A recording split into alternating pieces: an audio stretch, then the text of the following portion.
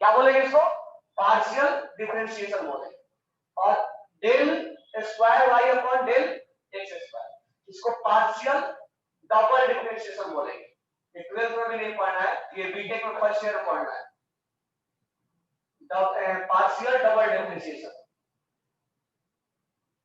ये समझ में आया? तो अगर हम पार्शियल करेंगे तो डेल लगाएंगे और डबल डिफरेंशिएशन करना उसी तरह से है, बस हमें पार्शियल लगा देना है, ठीक है? और बीटेक में समझ में आएगा पार्शियल और इसमें क्या डिफरेंस है। अब इसको हम, ये हमारा एक वेव फंक्शन, क्योंकि हमने वेव का एक इक्वेशन लिखा है, जैसे y equal to 4x square plus 2x plus 1 लिखे, ये भी क्या है? फंक्शन। इसके टर्म में x के टर्म में फंक्शन है, ये भी क्या है? वेव का फंक्शन ही है। तो इसको हम बोलते हैं वेव फंक्शन या वेव इक्वेशन। वेव इक्वेशन बोल लो, इसको भी इक्वेशन बोल सकते हैं, और x के टर्म में फंक्शन भी बोल सकते हैं, वेव फंक्शन। अब ये y एक्सिस है, x एक्सिस है।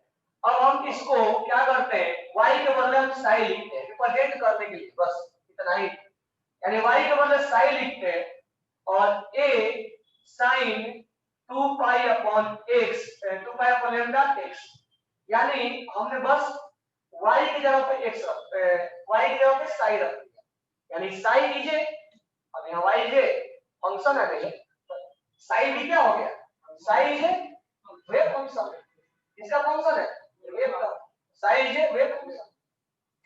जब भी आएगा साई क्या है पूछा जा रहा है, साई जे यहाँ y के टर्म में लिखा जा रहा है, वहां साई हमने लिख दिया। जैसे मैथ में हम बोलते हैं वेव ये फंक्शन है y के, यहाँ पर y का, तो यहाँ पर भी हम फंक्शन बोलेंगे वेव का, तो साई जे वेव फंक्शन। समझ में आएगी? अब इसको हम क्या करेंगे, तो ये हमने तो इक्वेशन लिख दिया। अब ये जो है एम्पलीट्यूड है, ठीक है, ये जो है एम्पलीट्यूड है। अब यहाँ पर हम इस इक्वेशन को, यानी अभी तक श्रोडिंगर ने इलेक्ट्रॉन्स को वेव मान लिया है और वेव मान के एक उन्होंने इक्वेशन लिखा है। अब ये मान के चल रहा है कि इलेक्ट्रॉन्स किस डायरेक्शन में प्रोपेगेट कर रहा है, एक्स। ऐसा भी बोल सकते हैं कि इलेक्ट्रॉन्स वाई में प्रोपेगेट कर रहा होगा और जेड में प्रोपेगेट कर रहा होगा, इसको बस वाई लिख देना है और जेड लिख देना है, ठीक है। अब इसका इक्वेशन को हम डेरिवेशन करते हैं। तो डेरिवेशन में हम सबसे पहले यहाँ पर स्टेप 1 में लेंगे। स्टेप 1 में हम यहाँ पर इसको डिफरेंशिएट करेंगे। लिख रहे हो ना, लिखते चलो, डेरिवेशन करवा रहा हूं मैं। ऐसो तो श्रोडिंगर का लिखा हुआ है डायरेक्ट, तो आप फास्ट लिखो इसलिए जल्दी हो जाएगा, तो फिर टाइम टिक जाएगा।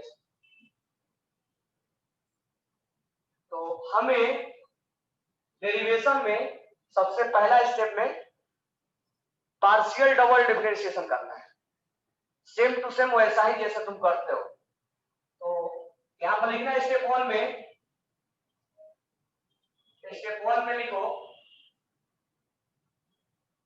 अभी तक कुछ भी नहीं हुआ, श्रोडिंगर ने इलेक्ट्रॉन्स को वेव मान लिया, वेव का हमने फंक्शन लिखा है psi equal to a sin 2 pi upon lambda x, और यहाँ से हम डेरिवेशन स्टार्ट कर रहे हैं। तो डेरिवेशन में पहला स्टेप हम लिखेंगे find double differentiation, find partial double differentiation of wave equation, find partial double differentiation, find partial double differentiation of wave function, find double differentiation, find partial double differentiation of wave function या wave equation. हमारा motive ये है, और ध्यान रखना ये derivation करवाने के मतलब ये है कि इस टाइप में जब क्वेश्चन आएगा उसका मीनिंग निकालना। जब तुम वास्की बनाओगे ऐसे ऐसे क्वेश्चन, लेकिन उसको ऐसे नॉर्मली सॉल्व हो जाता है। तो डेरिवेशन करने का मतलब टर्म से हम तुम्हें फेमिलियर करवा रहे हैं, ठीक है। ऐसा नहीं कि डेरिवेशन में आना ही चाहिए, बस टर्म कैसे यूज हुआ, क्या क्या यूज हो रहा है उसके लिए मैं बता रहा हूं। तो अब इसमें psi, del psi upon del x, x के रिस्पेक्ट में हम डिफरेंशिएट कर, ये क्या हो जाएगा a। अब ये 2 पाई अपॉन लैम्डा कांस्टेंट है तो बाहर निकलेगा, 2 पाई अपॉन लेमडा, साइन का डिफरेंशिएशन cos, और ये क्या हो जाएगा 2 पाई अपॉन लेमडा, और ये क्या हो जाएगा x। होगा ना ये, होगा कि नहीं होगा, होगा कि नहीं होगा। अब इसमें डबल डिफरेंशिएशन करते हैं, psi square pi upon del x, मतलब एक बार और डिफरेंशिएट करते हैं। अब क्या होगा a 2 पाई अपॉन लेमडा, और फिर से बाहर निकलेगा 2 pi upon lambda into cos का क्या होगा minus sine 2 pi upon lambda x, और इसके पहले क्या लग जाएगा, तो फाइनली क्या हो गया, इतने समझ जल्दी मैथ के स्टूडेंट हो इतना तो डबल डिफरेंशिएशन तो हो ही गया ना। साइन का क्या होगा cos होगा, ये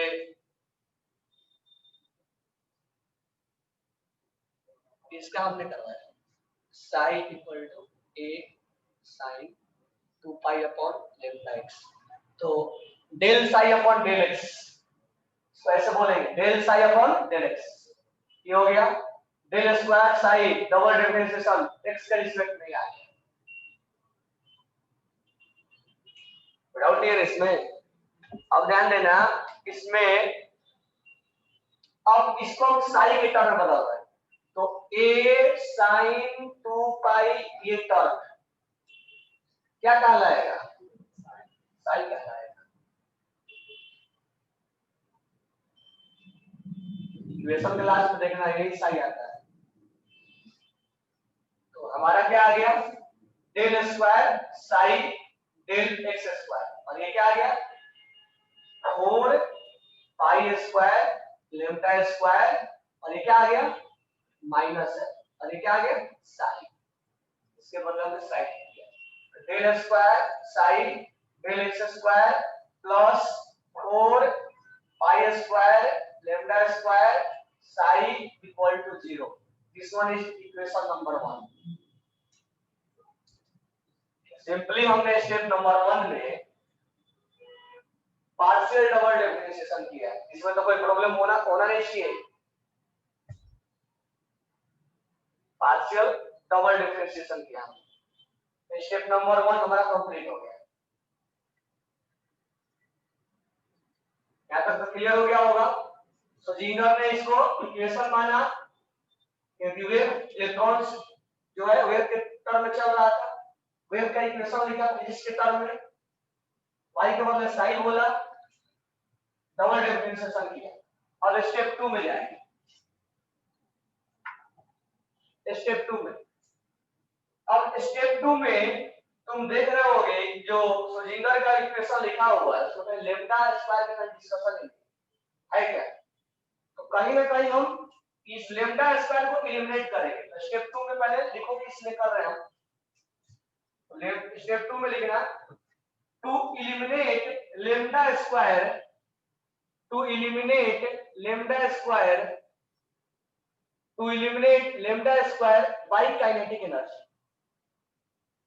यानी हमारा मेन पर्पस है स्टेप 2 नंबर करवाने का कि हम लेमडा स्क्वायर को किसमें कन्वर्ट करते हैं, तो बताओ कौन सा यूज होगा, डी ब्रोगली यहीं पर यूज होता है, इसलिए बोला जाता है कि सोजिंगर में डी ब्रोगली का रोल है। तो क्योंकि लेमडा स्क्वायर को काइनेटिक में चेंज करना है तो उसमें डी ब्रोगली का रोल आएगा,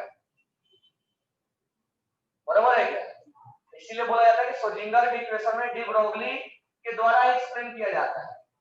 तो मुझे बताओ कि डी ब्रोगली के अकॉर्डिंग, तो लिखना है यहाँ पे according to de Broglie, according to de Broglie, according to de Broglie lambda equal to क्या लिखते हैं h upon 2m k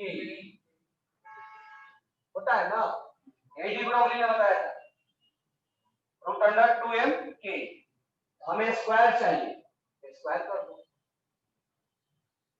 2m k, हमारे को लेमडा स्क्वायर का वैल्यू काइनेटिक एनर्जी के टर्म में मिल गया। अब यहां लिखेंगे put the value of lambda square in equation 1, बहुत सिंपल सिंपल मैथ को इतना कर। अब लेमडा स्क्वायर का वैल्यू इसमें पुट करते हैं इक्वेशन नंबर 1 पुट करके देखो क्या आ रहा है। तो यहां आ जाएगा del square psi upon del x square plus 4 pi square और लेमडा स्क्वायर का वैल्यू यहां पुट करेंगे एच स्क्वायर और ये 2m ऊपर जाएगा तो 2m के इक्वल टू 0 2m के। ये हमारा स्टेप नंबर 2 कंप्लीट हुआ। स्टेप नंबर 2 हमारा कंप्लीट।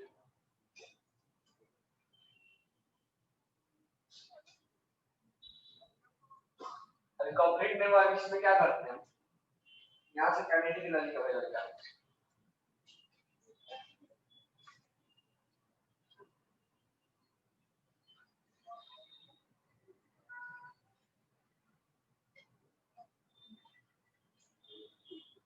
इसमें लिख लेना इसमें डायरेक्ट ऑफ काइनेटिक एनर्जी का वैल्यू निकालना कितना है। काइनेटिक एनर्जी का वैल्यू निकालना है del square psi upon del x square equal to minus ये हो गया 8 पाई स्क्वायर एम के ई अपॉन एच स्क्वायर। तो के ई इक्वल टू डायरेक्ट बोलो क्या हो रहा है del square psi h square upon del x square 8 pi square m. यही होगा ना देख लो एक बार। अभी तक क्या हुआ स्टेप नंबर 1 में डबल डिफरेंशिएशन किया। स्टेप नंबर 2 में इस लेमडा को लेमडा स्क्वायर को काइनेटिक में बदला और काइनेटिक में बदल के काइनेटिक एनर्जी का सूत्र हमने क्या निकाला तो कितना ही काम किया। लेमडा स्क्वायर स्टेप नंबर 1 में लेमडा स्क्वायर को काइनेटिक में बदला डी ब्रोगली का यूज किया डी ब्रोगली के द्वारा लेमडा इतना आया लेमडा स्क्वायर का वैल्यू ये आया लेमडा स्क्वायर का वैल्यू पुट किया ये आया यहां से काइनेटिक एनर्जी निकाला। अब हम बात कर रहे हैं स्टेप नंबर 3 का।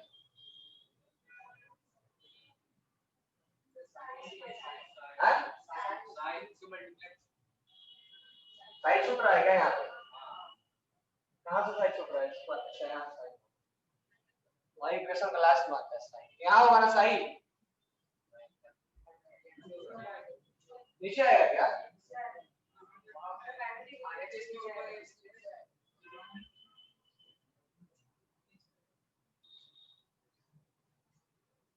ठीक है। अब स्टेप 3 में तो स्टेप 3 में हम लिखेंगे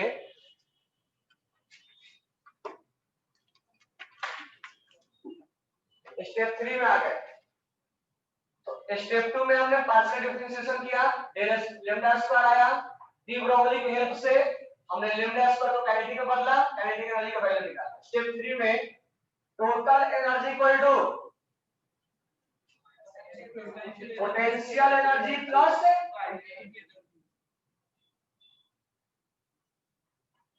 इलेक्ट्रॉन को टोटल एनर्जी के टर्म में चेंज करना है तो काइनेटिक एनर्जी का क्या हो जाएगा total energy minus total energy का वैल्यू कितना है सॉरी काइनेटिक एनर्जी का वैल्यू कितना है minus del square psi h square upon del x square 8 pi square m psi equal to इस काइनेटिक एनर्जी के बदले हमने ये पुट कर दिया total energy minus potential energy.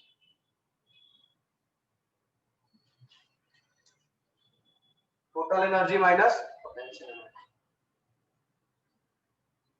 Step number 1 में डबल डिफरेंशिएशन किया लेमडा स्क्वायर मिला लेमडा स्क्वायर को डी ब्रोगली से हमने एलिमिनेट किया काइनेटिक निकाला काइनेटिक को टोटल में चेंज किया अब यहां से क्या करेंगे हम, अब हो गया डेरिवेशन, अब यहां से इस टर्म को बाहर निकालो,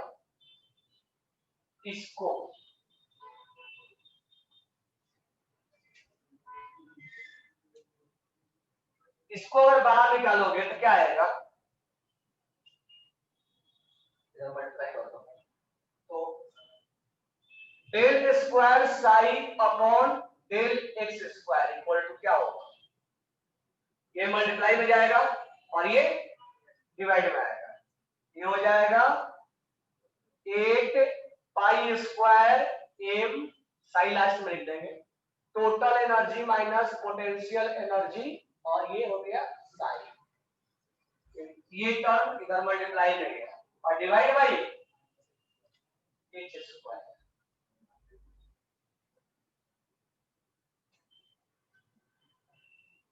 माइनस एच स्क्वायर। अब ध्यान देना डेरिवेशन हो चुका हमारा, स्टेप 1 में 2 में 3 में यहां तक आ गए। अब ये जो डेरिवेशन किया गया था पार्शियल डबल डेरिवेशन किस एक्सिस में किया गया था, एक्स एक्सिस, अगर y में करेंगे तो ऐसा ही आएगा ना, सब टर्म तो वही आएगा ना, मान के चलते इलेक्ट्रॉन x में जा रहा है, x में ये आया, y में जाएगा तो y में भी यही आएगा, तो इसमें तो x और y आ नहीं रहा है, और z में क्या होगा, सेम होगा ना, तो इसको अगर हम इधर लाएंगे, ठीक है, और सेम टू सेम x में y में और z में निकालेंगे और इसको कॉमन ले लेंगे और तीनों इक्वेशन को कंबाइन करते हैं एक साथ, ये तो हमने x में निकाला, इसको इधर लेके आओ तो डेल स्क्वायर साई और डेल एक्स स्क्वायर, और ये प्लस आएगा, तो x में निकाले तो ये आएगा, y में निकाले तो यही आएगा, z में निकालेंगे तो यही, सबको कंबाइन करेंगे, जब कंबाइन कर देंगे तीनों एक्सिस, मान के चलते इलेक्ट्रॉन्स x में जा रहा था, y में जा रहा था, z में जा रहा था, del square del y square और डेल साई डेल, और इसको इधर लेके आएंगे तो क्या हो जाएगा, प्लस, प्लस लिखा है ना, प्लस 8 पाई स्क्वायर, और ये मास है किसका, इलेक्ट्रॉन का, और ये क्या है, total energy minus potential energy divided by H square, यहां क्या है, यही है वेव का इक्वेशन, मतलब श्रोडिंगर का इक्वेशन। अब मुझे बताओ बुक में लिख रहा है यहाँ क्या लिखा हुआ है, ई, और यहाँ क्या लिखा है, ई और वी पोटेंशियल में आया, समझ में आया क्या, ई टोटल एनर्जी, वी और एक कंबाइन किया गया तीनों एक्सिस में, एक्स कोऑर्डिनेट में, वाई कोऑर्डिनेट में और जेड कोऑर्डिनेट में, 3D में ये निकाल दिया गया।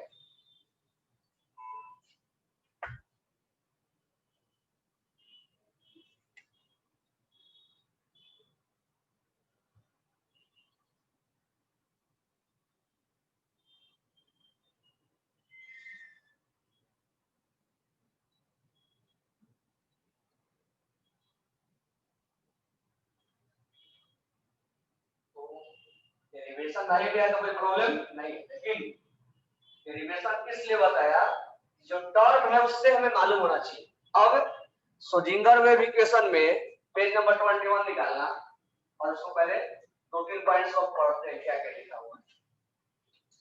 पहला पॉइंट देखो 21 पेज पे क्या लिखा हुआ है, the fundamental equation of quantum mechanics, quantum mechanics में मान लिया इलेक्ट्रॉन कैसे चलता है, was developed by Schrödinger. Second, it explain three-dimensional concept of moving electron. ये जो डिफरेंशिएशन किया गया है ये x कोऑर्डिनेट में, y में और z में, यानी 3D में किया गया है। Next, this equation is based on de Broglie wave. ऐसे इस इक्वेशन में डी ब्रोगली आया था कि नहीं आया था, ये डी ब्रोगली के ही दिया हुआ है, लेम्डा और टोटल एनर्जी में रिलेशन उन्होंने दिया हुआ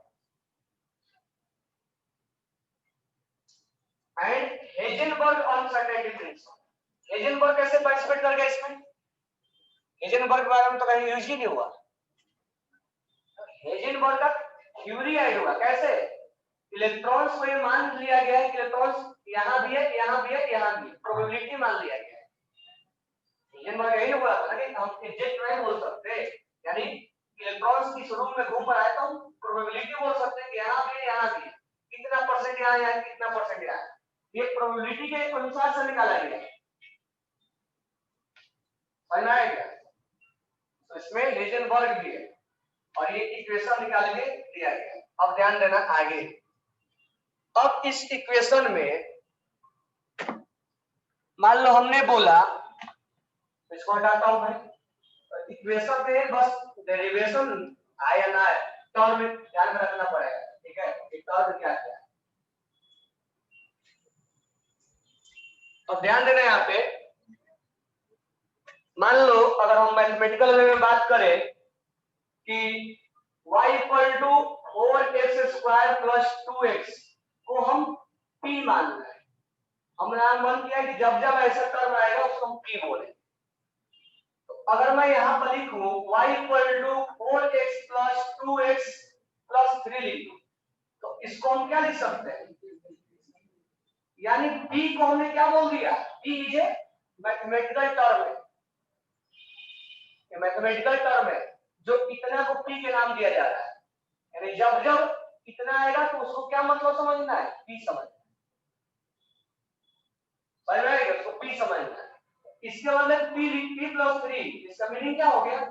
4x square plus 2x plus 3, ये वाला। या तुम अगर pH पढ़े होगे, pH वगैरह निकालने के लिए आएगा केमिस्ट्री में, मान लो तुम बोलते हो pH क्या है? pH 4 है, 7 से मान लो कम, तो p का मतलब क्या होता है? p का मतलब होता है माइनस लॉग बेस 10। ये मैथमेटिकल ऑपरेटर है कि p का मतलब इतना ही जानना है। मान लो हमने बोला कि H प्लस का कंसंट्रेशन एसिड का 10⁻⁴ है, तो pH वैल्यू निकालो। तो pH वैल्यू निकालने के लिए p का मतलब होता है माइनस लॉग 10 और H का कंसंट्रेशन 10⁻⁴ है। ये पहले आ जाएगा माइनस माइनस 4 और ये लॉग बेस और ये 10 है, ये वैल्यू हो जाएगा 1। pH कितना आ गया? 4। यानी p is a mathematical operator, इसका मीनिंग ये निकालता है। या दूसरा तरीके से ये बोल सकता हूं कितना का मतलब ये समझ। अब इस इक्वेशन को क्वेश्चन ऐसे पूछा जाता है, अब इसको हैमिल्टनियन ऑपरेटर में और लाप्लासियन ऑपरेटर में इसको लिखा जाता है। लाप्लासियन बीटेक में जाओगे तो फर्स्ट ईयर में इक्वेशन पढ़ना होता है लाप्लासियन, लाप्लास इक्वेशन, तो उसको टर्म में लिखा जाता है। तो इसको मैं लिख रहा हूं कि del square plus 8 pi square m e h square और total energy minus potential energy और ये साई इक्वल टू 0। अब ध्यान देना, अब इसके बदले बोल दिया गया कि इसका मीनिंग ये समझना है कि ये क्या हो गया? Del psi upon del x plus del psi upon del Y.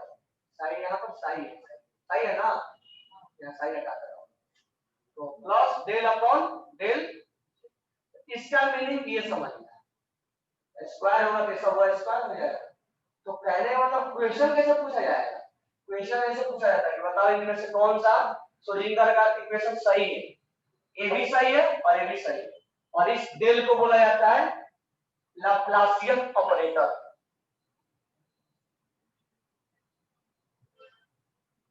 Laplacian Laplacian कुछ इसमें दिमाग नहीं लगाना है क्या हुआ है।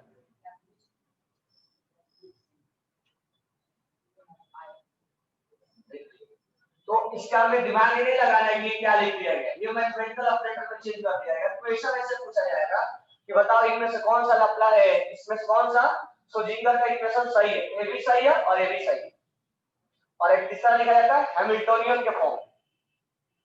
इसको लिख लो पहले,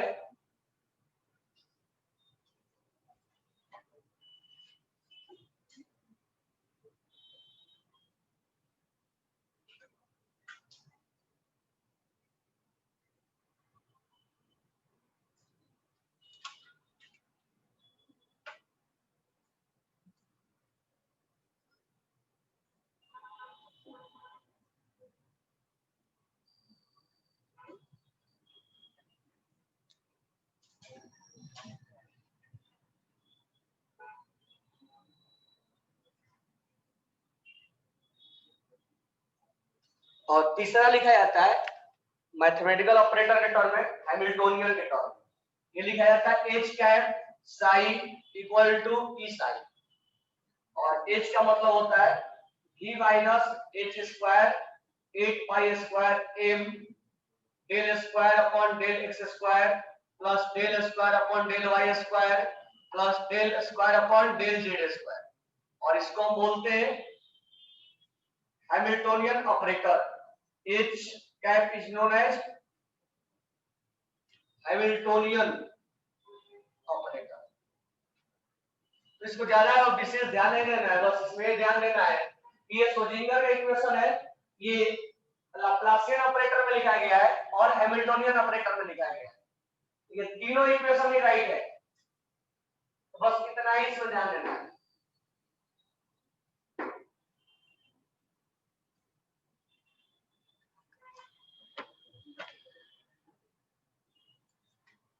तो डेरिवेशन आए या ना है, उसमें जो टर्म है वो जानकारी होना चाहिए, वो टर्म क्या क्या है।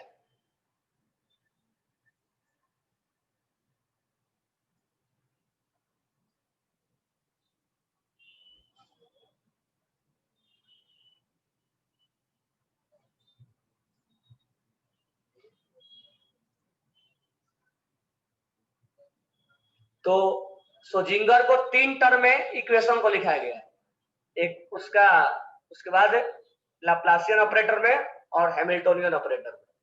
तो इसको याद रखना है डायरेक्टली, ठीक है, क्योंकि डायरेक्ट पूछता है इस पे कि कौन सा इक्वेशन ये।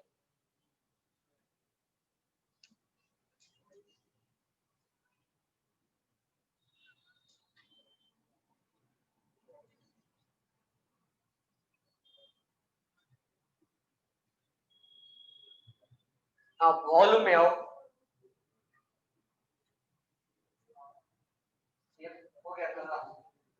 आगे लिखना इस जो श्रोडिंगर ये इक्वेशन, आप इसको तो देख तो नहीं सकते कहां से स्पीडीएफ मिलेगा, कहां से सॉफ्टसेल मिलेगा, कैसे क्या मिल रहा है, वो सब चीजें हम एक्सपेरिमेंट बेस्ड है कि शेप कैसा होगा। हम मान के चलते इस इक्वेशन के द्वारा जितना भी क्वांटम नंबर मैंने पढ़ा सब कुछ इसी के द्वारा निकाला गया है। ये चीज हम नहीं देख सकते, लैब में देख पाएंगे। तो यहाँ से जो भी चीजें निकाला गया वो यानी क्वांटम नंबर में principal quantum number, azimuthal quantum number, shape, size, जो चीज भी निकाला गया इसी इक्वेशन के द्वारा निकाला गया। तो इसमें एक पॉइंट लिखना, श्रोडिंगर वेव इक्वेशन गिव है, श्रोडिंगर वेव इक्वेशन गिव है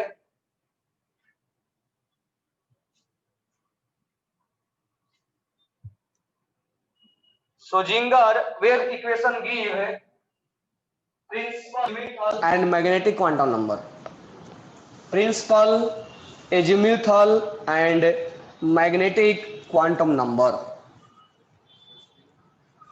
principal, azimuthal and magnetic quantum number, but not a spin quantum number। ये spin quantum number इसका दिया हुआ नहीं, but not a spin quantum number।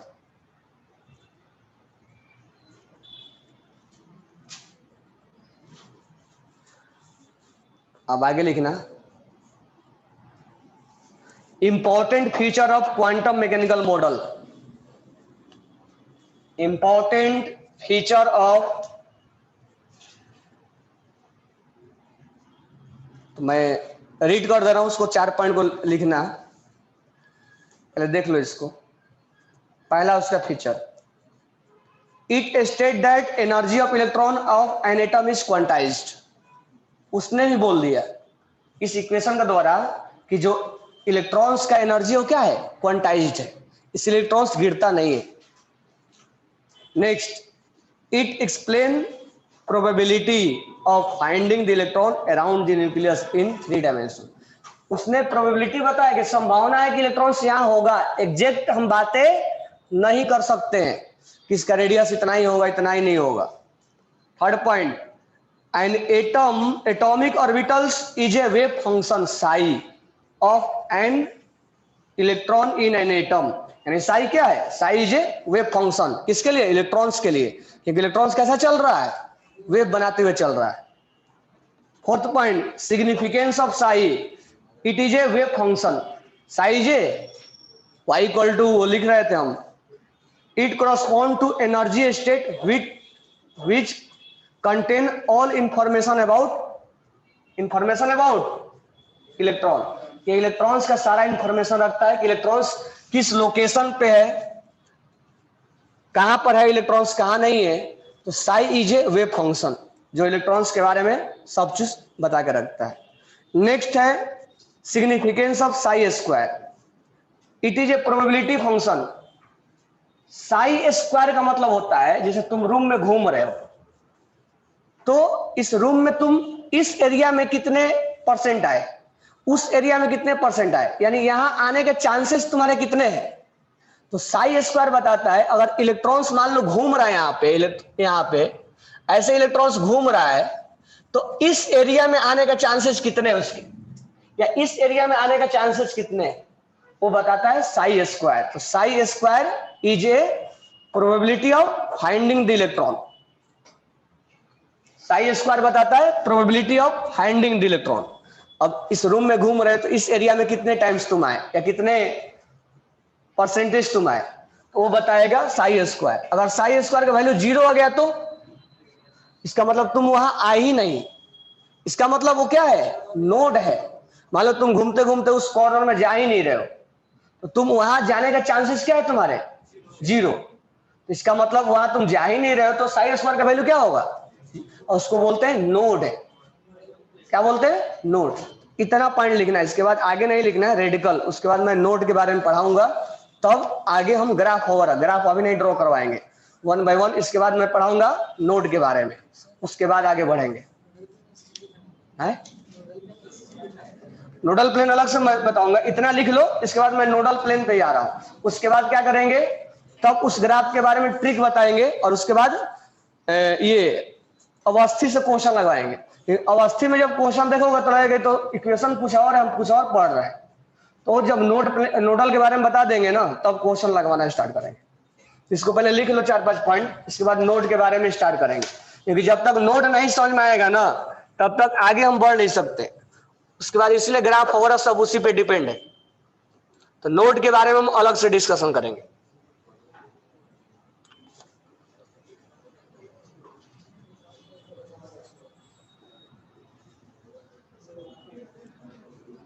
यहां जितना पॉइंट बोला उतना ही लिखना है, वो उसमें रेडिकल एक नोड होगा, वो नहीं लिखना है, रेडिकल डिस्ट्रीब्यूशन कर वो सब नहीं लिखना है, वो सब मैं अलग से एक्सप्लेन करूंगा। और ये जो ग्राफ वगैरह सब अलग से एक्सप्लेन करूंगा। पहले यहां से नोड के बारे में हम जानेंगे।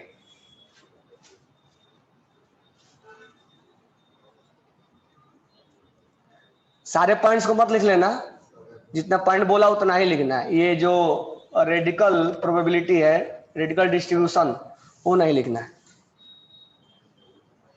क्योंकि यहां से नोड के बारे में बताएंगे। जब नोड के बारे में समझ में आ जाएगा ना कि नोड एक्चुअल में होता क्या है। एनसीईआरटी लाए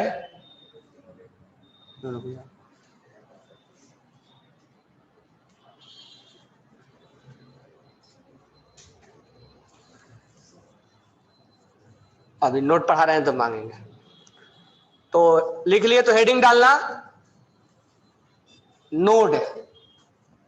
पहले नोड के बारे में समझ लेते हैं, तब हम आगे जो कुछ भी करना होगा, क्वेश्चन बनाना होगा तो क्वेश्चन बनाएंगे, नहीं तो ग्राफ ड्रॉ करना हो तो ग्राफ ड्रॉ करेंगे, क्योंकि इसी के बेस पे है।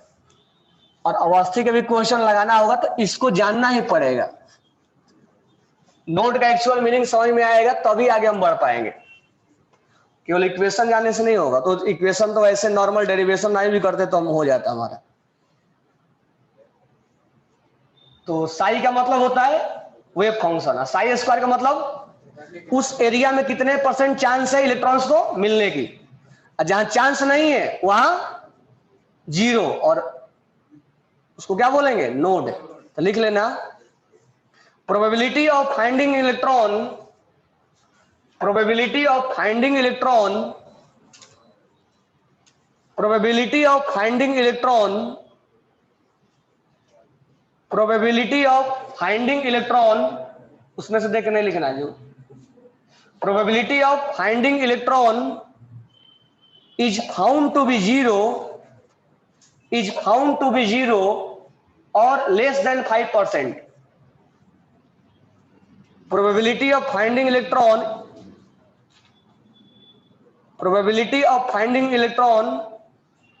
is 0 और लेस देन 5%.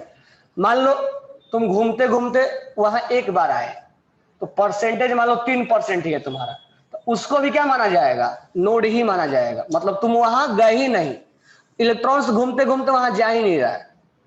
तो वो चीजें जब मैं बताऊंगा ना तब समझ में आएगा. तब यहां से ऐसे लिखना नोड है. नोड. अब नोड यहां हम दो टाइप से पढ़ाएंगे. एक नोड जो हम पढ़ेंगे स्फेरिकल नोड पढ़ाएंगे. Spherical node. और दूसरा जो पढ़ाएंगे वो पढ़ाएंगे नॉन स्फेरिकल नोड. अब ये नाम क्यों पड़ा हुआ है स्फेरिकल नोड? इसको हम रेडियल नोड के भी नाम से जानते हैं. रेडियल नोड क्यों ये सब नाम पड़ा हुआ है जब आगे बताएंगे तभी क्लियर होगा. रेडियल नोड के नाम से जानते हैं. और इसको हम एंगुलर नोड के नाम से जानते हैं. एंगुलर नोड के नाम से जानते हैं, या हम इसको नोडल प्लेन भी बोलते हैं. नोडल प्लेन भी बोलते हैं. तो दोनों का अपना अपना मीनिंग है. तो मैं पहले इसका जो वैल्यू होता है निकालने का n-l-1 होता है, और इसका जो वैल्यू होता है वो l होता है. कैसे l होगा हम देखेंगे. और इसका वैल्यू होता है n-l-1. तो अब ध्यान दो, यहां से 1 by 1 मैं बता रहा हूं. स्फेरिकल नोड सबसे पहले हम 1s के लिए निकालेंगे. 1s के लिए निकालेंगे, 2s के लिए. किसके लिए निकालेंगे हम?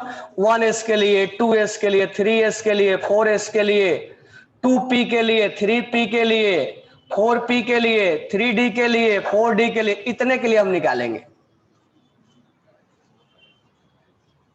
अब यहां पर हम पहले 1s के लिए लेते हैं.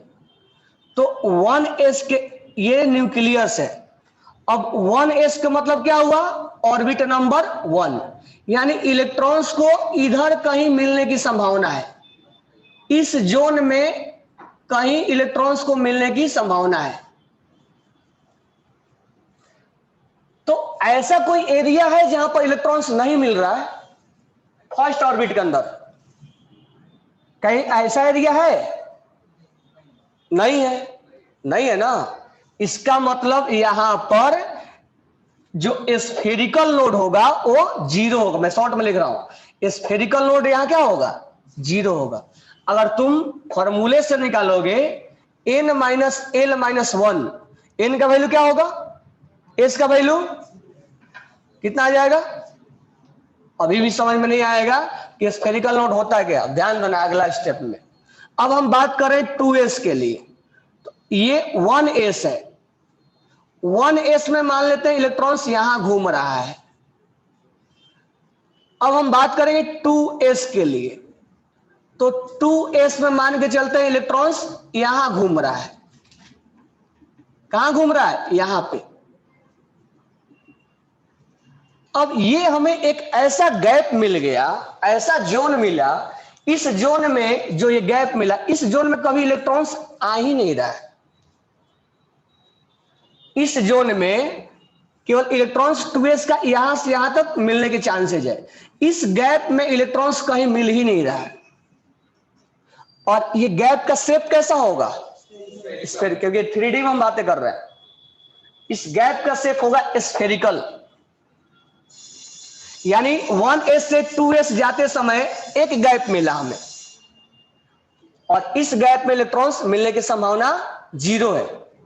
इसीलिए 2s में स्फेरिकल नोड या रेडियल नोड कितना होगा और उसका शेप कैसा होगा? अब फॉर्मूला लगा दो. 2 - 0 - तो फॉर्मूला लगाना तो अपने बात पे है, लेकिन ये हमें चीजें समझ में आना चाहिए कि स्फेरिकल नोड का मीनिंग के नाम क्यों पड़ा हुआ स्फेरिकल नोड. तो उसका स्ट्रक्चर उस नोड का कैसा होता है? 1s से 2s जाने में एक गैप मिल रहा है जहां इलेक्ट्रॉन्स मिलने की संभावना जीरो. मान लो ये 1s है और यहाँ 2s है, और यहाँ बीच में क्या मिल गया, गैप मिल गया हमें, और इस गैप में इलेक्ट्रॉन्स कभी आ ही नहीं रहा और 3D में है। कल इसको आगे कंटिन्यू करेंगे, ठीक है।